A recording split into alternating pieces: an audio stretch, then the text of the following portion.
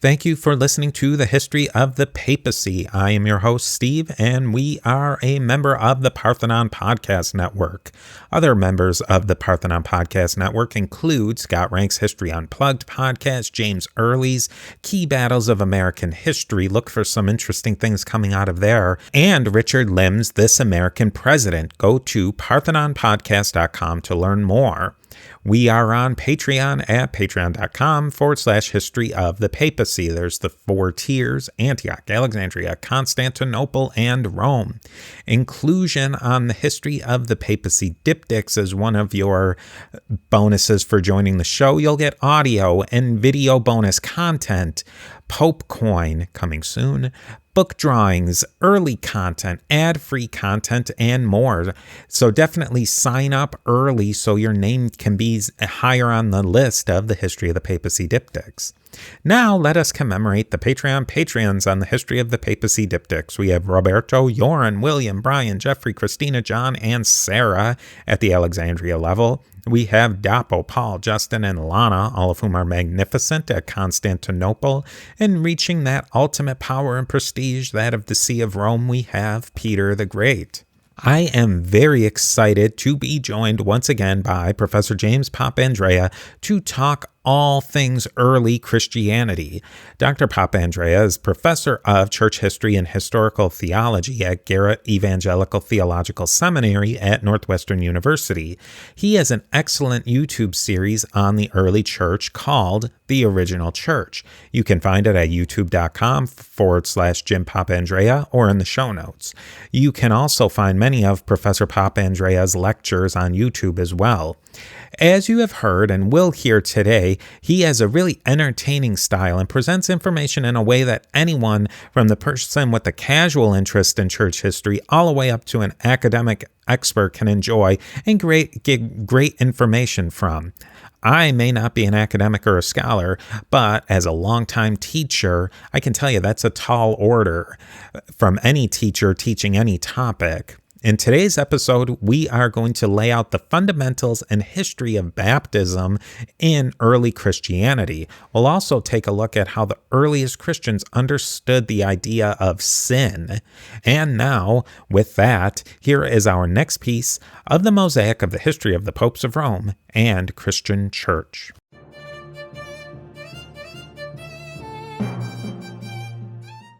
So you've done this series on the original church, and there's a lot of issues that come out of the original church. And one of them is this issue of baptism. It's something that goes back to the very beginning of it's right in the Bible. And there's also this idea that springs out of original sin. But before we go too far, what is baptism and what does it do? Well, baptism is the Christian sacrament of initiation. And so in that sense, it is kind of analogous to Jewish circumcision for men, obviously. But it combines in some ways Jewish circumcision as initiation with the Jewish purification baths. And so, of course, we know that before Christian baptism, there were Jewish baptisms. So John the Baptist was doing this thing that was not quite Christian baptism, but was a ritual of purification and commitment, right? So all of this becomes built into Christian baptism, but in the Christian context, baptism is a sacrament. It's one of several. Of course, in the West we count 7 sacraments, and Protestants usually have 2. But in the understanding of the early Christians, and I would say the medieval Christians, and probably most Christians to this day, a sacrament is not primarily something that people do. A sacrament is primarily something that God does. So in many contexts, especially in the United States, and if you see this in the Protestant world, in the evangelical world, baptism has become something that sort of is something that people do to commemorate a past event, like as if to say, well, I made a commitment to Christ, a week ago, a month ago, a day ago, and now I'm going to do this thing to sort of, ritualize it and commemorate it, right? But that's never what baptism was meant to be. Baptism was meant to be something where you're entering into what God is doing and receiving grace from that. So sacraments are always primarily something God does. And in the sacrament of baptism, we receive grace that we need to begin the journey that is the Christian life. And in the sense of that it is an initiation, it also makes us a member of the body of Christ, the family of God, the church, which then allows us to participate in what is the culmination of church membership, which is the Eucharist. So it basically gives us a place at the table of the Eucharist. So that's what baptism is, I guess, in a nutshell.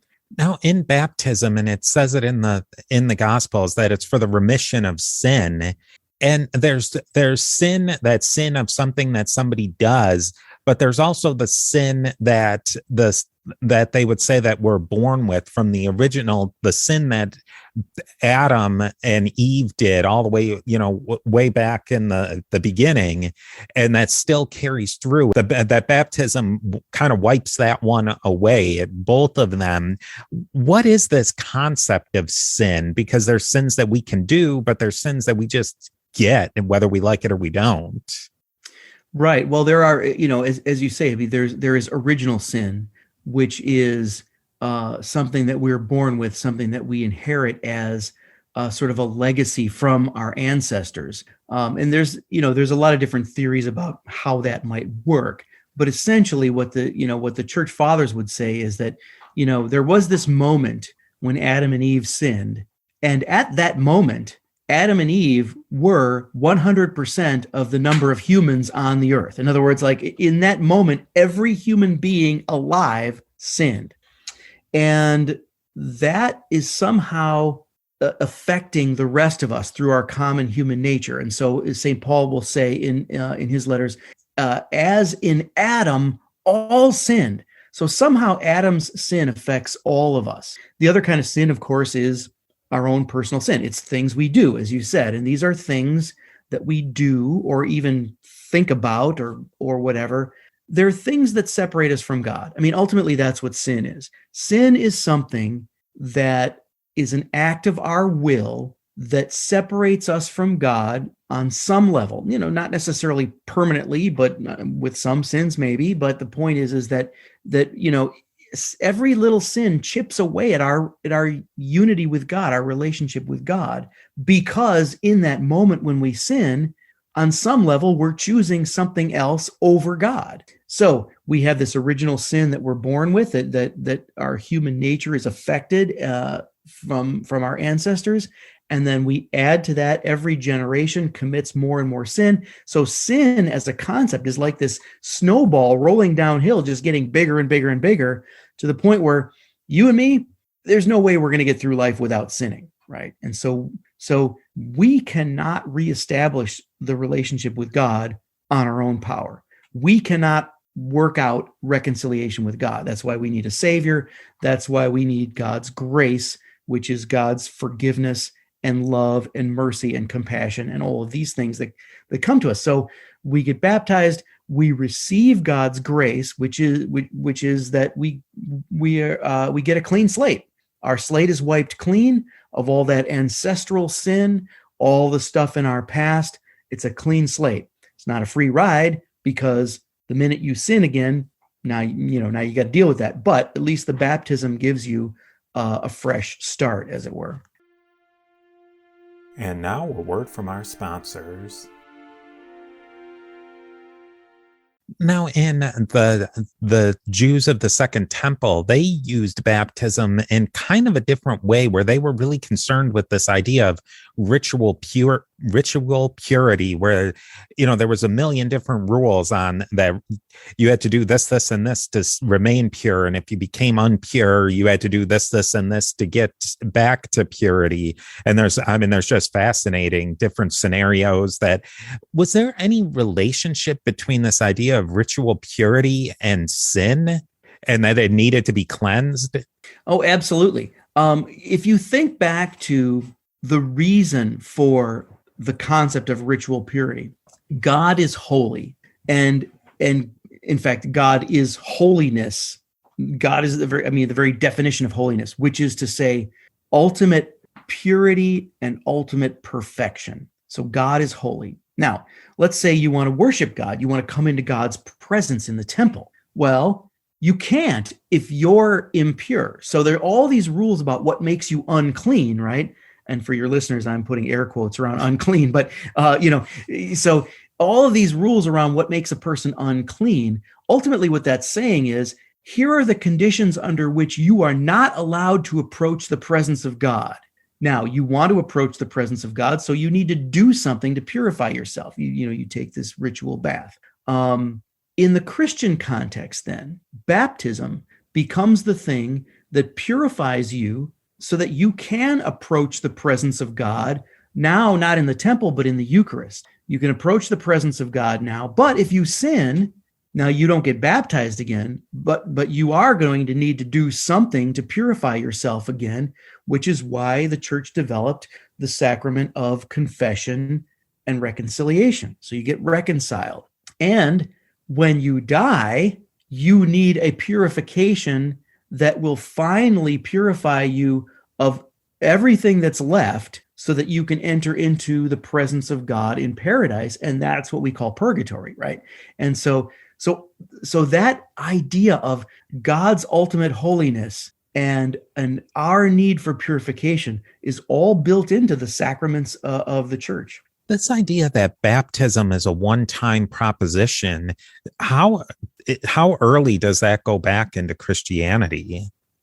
There really was never a time when Christians practiced multiple baptisms as an Orthodox or a mainstream Christian practice. Now, there are documents that give us evidence that there were heretical groups that practiced multiple baptisms, and these are criticized. And it's sort of like, at least part of the assumption is, if you get baptized again, you're saying that God wasn't active in the first baptism, so it's kind of like a slap in the face to God. But in the 3rd century, in the aftermath of some persecutions, when Christians committed the sin of apostasy, denying the faith, and idolatry, making pagan sacrifices to save their lives, there was a controversy in the 3rd century over whether those people should be rebaptized. And in North Africa, a tradition developed of rebaptizing, but eventually this sort of came to the forefront as a controversy, and ultimately between bishops Stephen of Rome and Cyprian of Carthage. And the church determined that no, rebaptism is wrong. Even if you were baptized by a heretic, even if you were baptized and then you backslid, as long as the baptism was valid, we should not rebaptize. Because again, any sacrament, but baptism is ultimately something God does. So it does not depend on the holiness of the presider. It does not depend on, the person receiving baptism never backsliding or not sinning again in the future. So we have on the fringes of the church, and in a few moments of crisis, we have people experimenting with the idea of multiple baptisms. But ultimately, the church came down and said, no, we don't do that. Baptism is a sacrament you can only receive once. Because it seems like a logical proposition that you sin, you get baptized, you're clean again, and we connect to some of the things that were going on in Second Temple Judaism with the mikvah. But it's clear that pretty early that they're wiping that one off the slate. And going back to our talk on creeds, that in the Nicene Creed, I acknowledge one baptism for the remission of sins. So they're laying that one down pretty early on. Well, Paul himself says one faith, one baptism. Now, you could argue about what he meant by that, but no, you're absolutely right. And it's almost like it's like in the same way that the sacrifice of Christ is once and for all, right? Now, of course, we do represent that repeatedly in the Eucharist, but there is a sense in which baptism is just kind of a one-time thing. This is actually a huge problem in the contemporary church, because you have in the some branches of the evangelical and the fundamentalist world where you have these sort of traditions of adult-only baptism. And so if a person was baptized as an infant and then they go to join one of these other fellowships, they're going to want to baptize you again. I have a whole video on the blasphemy of rebaptism for this very reason, because there are actually a lot of groups out there rebaptizing people, and they should not be. That's an issue that goes all the way back to the early church as well, that one group is saying that the baptism's either faulty and it's just not good anymore. Is that what they're kind of saying? That even going back to the early church, if you were in a heretical group that didn't believe exactly the things that they were supposed to believe, that was not a true baptism, but other people are saying that as long as it fits certain criteria, then it is a valid baptism. Well, you're exactly right. I mean, it all comes down to what constitutes a valid baptism. Valid meaning, God is involved and God's doing his thing and the person is receiving grace, right? So historically in the church, the criteria for a valid baptism there's really only two. Water has to be used somehow in there, and the name of the Trinity. But even with the water, it does not matter how the water is applied or how much. So there was never this criteria for you must be a full immersion. In one of my favorite documents, a lot of the early church documents will say things like, if you have living water, meaning a stream, if you have running water, you should baptize in running water. But if you don't, you can baptize in standing water. But if you don't have enough for that kind of baptism, you can pour the water over the head. And if you don't have enough for that kind of baptism, you can sprinkle water. And then one of my favorite ones says, and if you don't have any water at all, the presider can breathe into his hand and the moisture from his breath will be enough water to make a valid baptism. So you see, you have to use water, but there's no criteria about how much water or how it's applied. The age of the person receiving the baptism was never a criteria for a valid baptism. Children and infants were being baptized from the very beginning of the church. We can see whole households being baptized in the New Testament. So there was never any age limit on baptism. But the one real hard criterion for a valid baptism is it must be a baptism in the name of the Trinity, Father, Son, and Holy Spirit. Because if not, then what's to say you're not baptizing into some other God who doesn't exist, right? And so it must be a baptism in the name of the Trinity. As long as it's done that way, the person who presides over the baptism could be a serial killer for all it matters. I mean, because it does not matter. The holiness of the presider doesn't matter. The age of the recipient doesn't matter. The method of applying water doesn't matter. What matters is that it's done in the name of the Trinity. So if you got baptized in a heresy that doesn't think Jesus is divine and doesn't name the Trinity, well, that's not a valid baptism. But if you got baptized in, any legitimately Christian tradition or fellowship that names the Trinity, Father, Son, and Holy Spirit, that's a valid baptism. And if you cross boundaries from, you don't need to get baptized again because God was there in that moment. Is there any validity that Christianity was in a way borrowing from the Greco-Roman mystery cults that had a sort of phased in initiation where you learned about the cults, then you had this ceremony, and then that's what got you in as a member of this group? Or is it just a parallel evolution? Well, there's always people who want to try to say that things in Christianity developed out of Greco-Roman pagan or traditions. This is one of those cases where, in general, I would say, when you look at the Jewish background of Christian baptism, there's nothing you need to find anywhere else. There's no reason to look anywhere else. Now, were there Greco-Roman cults that had baptisms of their own? Yes, there were. There were cults that had a baptism in bull's blood. But again, that Christianity would never. I mean, the early Christians would be horrified if you were to even suggest, "Hey, let's base our thing on this pagan thing." No, never. But the one that I think gets mentioned a lot is this cult of Mithras, the Mithraism, because they had something. They had an initiation, and then they had a ritual meal as a part of their worship that looked an awful lot like the Eucharist. And at one point, it was fashionable for people to say, "Oh, Christianity borrowed this from Mithraism." The truth is, it's the other way around, because there's actually no evidence of the Mithraic ritual meal before Christianity. So the Mithras cult was actually stealing it from Christianity. So there are a lot of cases like that, and we could get into the pagan holidays and all this stuff. So a lot of times when you hear these myths that Christianity sort of took something from the pagan world and baptized it, metaphorically Christianized it, and usually that's not true. Usually it's the other way around, if anything. And now a word from our sponsors. Now, if you're on social media, now that we're in the Christmas season, you see a lot of those things. And if you do a little bit more reading, you see that in a lot of the cases, the thing that was supposedly the influence on Christianity was actually the opposite. It's very interesting.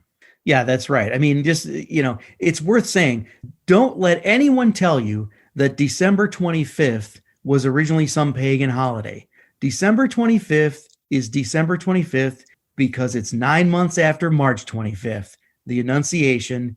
Mary conceives Jesus in her womb at the Annunciation. That was celebrated as March 25th. Add a perfect 9 months, and that's how you get the birth of Jesus on December 25th. It has nothing to do with any pagan holiday. Yeah, don't get me started on that one. I could. Now, the next step in baptism is that in the early church, it's mostly adults who are finding Christianity and they're being baptized. But very, very early on, infants are being baptized. And what's the logic behind infant baptism? Because you look at the two strains of why somebody wants to be baptized, and it's to be a remission of sin, and it would seem logical. And so a lot of people did do it, like somebody like Constantine. They're trying to hold off on that until the as long as they possibly can. But at the same time, they're starting to baptize infants. Yeah. Well, there's two things to remember here.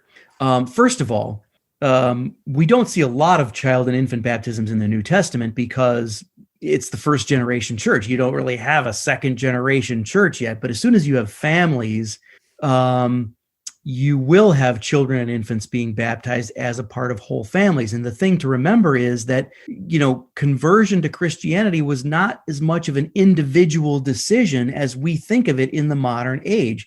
People converted and got baptized in groups because of the safety in numbers, because of the radical lifestyle change commitment you were making.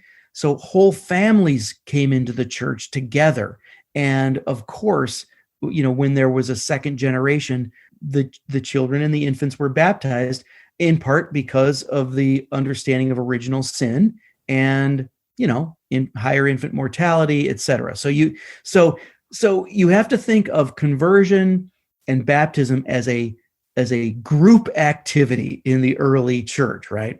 The other thing to keep in mind is the reality of vicarious faith. Vicarious faith means that one person's faith can stand in for another. So there was no concern that, how can we baptize this child or this infant if they can't make a faith commitment for themselves? There was no concern about that. The parents were making the faith commitment and they were going to raise the child in the faith. That's what mattered.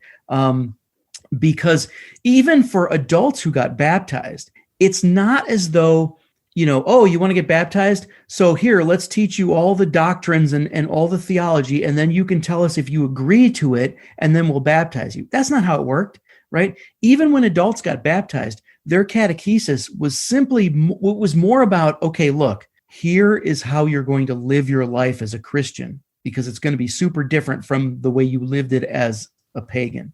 You'll learn about the theology later after your baptism. But for now, we're going to teach you how to live as a Christian. And so again, if a whole household gets baptized, the whole household is going to be on board with this new lifestyle. So vicarious faith is a concept that has always existed in the church from the very beginning.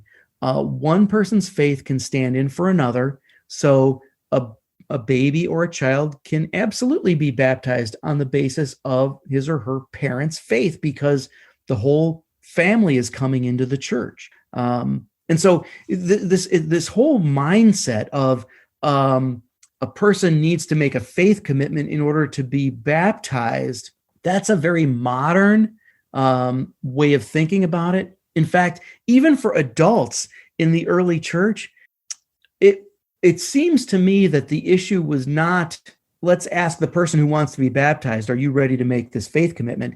The issue was, let's ask the sponsors if this person is ready to make the faith commitment, right? Because somebody had to vouch for you. And so even with adults being baptized, it's almost as though they were being baptized on the faith or on the sponsors who were willing to vouch for them and watch over them and keep them accountable as they adopt this new lifestyle. Yeah, it seems like there's such a dichotomy between what we see as individuality and what they saw as, if the father of the family, the pater familias, which carries a lot more than just being the dad, he's the CEO of a whole extended group of people. If he's deciding this, they accepted that this is the thing we're doing. Yes, that's right. And I mean, to whatever extent the family may discuss it ahead of time, or if a man, the paterfamilias, may discuss it with his wife, whatever their process would be, once that decision is made, they're either all in or not, and so it was not an individual thing. But it in later generations, especially in the post-Protestant world, is it even amongst Protestants? Some Protestants still do infant baptism, where others have to do a baptism where you're able to understand it. Well, sure. The first wave of the Protestant Reformation, so your famous Luther, Calvin, all these guys, they all did infant baptism. They didn't have a problem with it. It was a later wave. It was a reformation of the Reformation later. We call it Anabaptist movement, or the rebaptizer movement, right? Because they were rebaptizing people who had been baptized as infants. They're the ones that sort of started this sort of adult only, or what some people might call it, believer's baptism. Someone has to make a personal statement of faith for themselves. But that is based on a kind of a Protestant Reformation mindset, which is to say that the Protestant Reformation really shifts the definition of conversion itself. Before the Reformation, and to this day in the major ancient traditions like Catholic and Orthodox, conversion is a lifelong process. Conversion is not different from sanctification. It's all one process, and so you don't necessarily hear traditions like Catholic and Orthodox saying, oh, well, I got saved on, December 10th or whatever. It's not a past event. It's an ongoing process, and it's a journey. The Protestant Reformation changed the definition of conversion into an intellectual, personal decision made by an individual to leave the Catholic Church and join a Reformed movement. Right. So the very definition of conversion changes from, sort of radical lifestyle change that's a commitment to Christianity, but a lifelong process, to a personal, individual, rational decision to switch from one type of Christianity to another, which then had to be continually reinforced through preaching, so that this is part of the reason why the Protestant Reformation made the preaching of the sermon the central aspect of worship. Right. And so you see this complete change in the definition of what conversion itself is. And so the idea of baptism as the thing you do as initiation, that gets affected too in its own way.